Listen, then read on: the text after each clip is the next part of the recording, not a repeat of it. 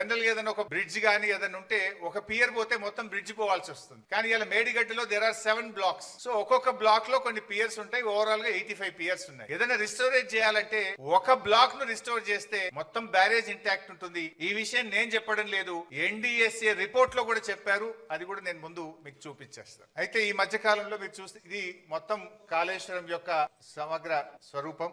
Actually Tummidihatti ఆ పైన, this is Tummidihatti. ఈ తమ్మిడిహట్టి దగ్గర నీళ్లు లేకపోతే మనం తమ్మిడిహట్టి ఈ సోర్స్ నుంచి ఇక్కడ ఎల్లంపల్లికి నీళ్లు తెచ్చుకునే ప్రొవిజన్ ఉండేది. తమ్మిడిహట్టి నుంచి ఎల్లంపల్లికి నీళ్లు అవకాశం లేదు కనుక, నీళ్లు తక్కువ ఉన్నాయి కనుక తమ్మిడిహట్టి నుంచి మనము మేడిగడ్డకు రావడం జరిగింది. This is Medigadda, this is Annaram, then this is Sundilla. Sundilla నుంచి మనం ఎల్లంపల్లికి తెచ్చుకుంటాం. మారింది ఓన్లీ ఒకటే సిస్టమ్. తమ్మిడిహట్టి నుంచి ఎల్లంపల్లికి నీళ్లు వచ్చే బదులు మేడిగడ్డ నుంచి ఎల్లంపల్లికి నీళ్లు తెచ్చాం. మారింది ఒకటే. ఇది మిగతాదంతా కూడా ఆల్రెడీ ఇంటాక్ట్ ఉన్నటువంటి సిస్టమే. ఇది కూడా ఎందుకు మార్చాము అనేది నేను ముందు ఎక్స్ప్లెయిన్ చేస్తాను. దానికంటే ముందు నేను చెప్పాల్సింది ఏంటంటే, కాళేశ్వరం యొక్క గొప్పతనం ఏంటంటే, కాళేశ్వరం కు దేర్ ఆర్ 3 సోర్సెస్. ప్రతిసారి మేడిగడ్డ నుంచే మనము నీళ్లు తీసుకురావాల్సిన అవసరం లేదు. పైన SRSP లో బ్రహ్మాండమైనటువంటి వరద వస్తే